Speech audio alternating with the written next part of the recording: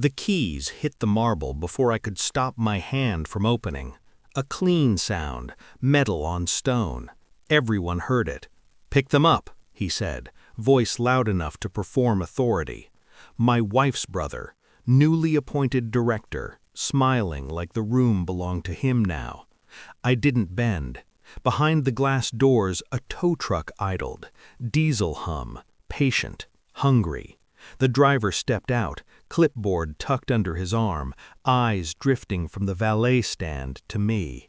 He didn't recognize the suit I wore. That was intentional.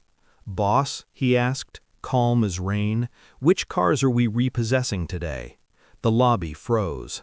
I pointed without looking at my brother-in-law. At the Bentley, polished arrogance on 4 wheels. "Start with that one," I said. "It's parked in my spot." My wife inhaled sharply. I felt it without turning. She always inhaled when lies cracked. I watched the director's smile misfire. Just a twitch, the smallest fracture. This wasn't about a car. It never was. 3 weeks earlier, I'd found the message by accident. Her phone lit up while she showered. One line, no emojis, no romance. That's how professionals communicate. The board's done. He still doesn't know. I remember staring at the steam curling from under the bathroom door, wondering when ignorance became a decision instead of a state. My wife came out wrapped in white, kissed my cheek, and asked if I'd eaten. I said yes, I hadn't. Hunger was irrelevant.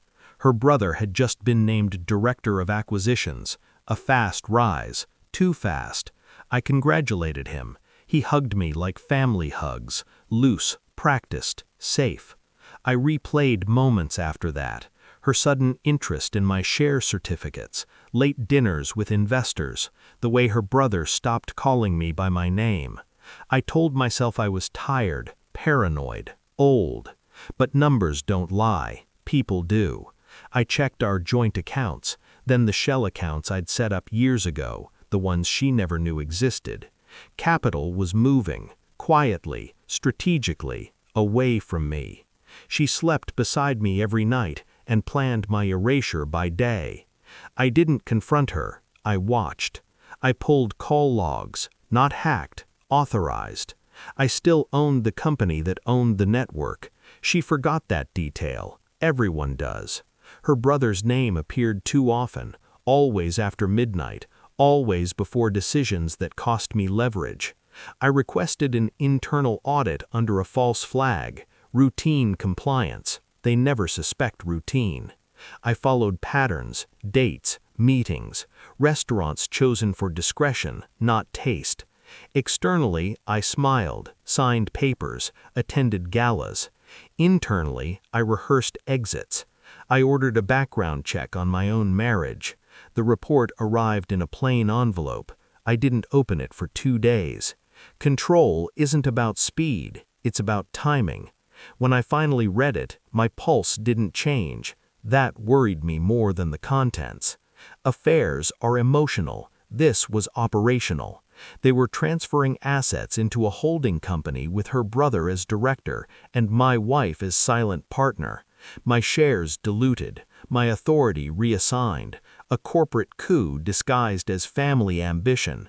They underestimated one thing. I built the parking structure beneath our headquarters, literally. The land deed was still in my name.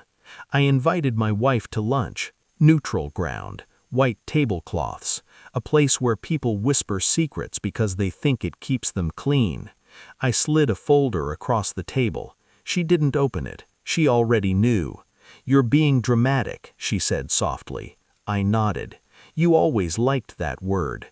I asked one question. "Did you think I wouldn't notice?" Her hand shook when she reached for her water. That was the moment. Not guilt, fear. Her brother called me that night, angry, demanding. He thought the folder was a bluff. It wasn't. The board meeting was scheduled for Friday. That's when they planned to finalize the transfer. I rescheduled something else. Which brings us back to the lobby. The tow operator hooked the Bentley with ritual care. Cameras came out. Whispers bloomed. My brother-in-law shouted about authority, about security, about lawsuits.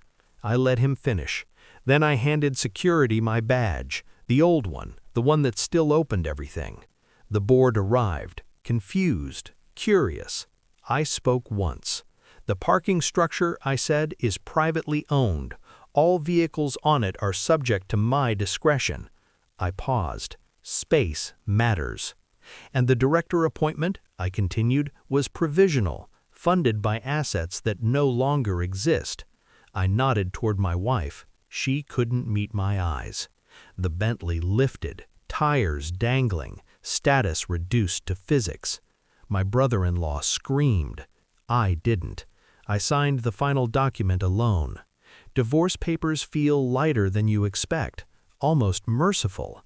I moved out that night, not because I lost anything, but because I didn't want reminders. Power isn't loud. It doesn't beg. It doesn't explain. Weeks later, I heard they were still fighting. Lawsuits, accusations, family meetings that went nowhere. I parked my car in my spot, and for the first time in years, nothing followed me home.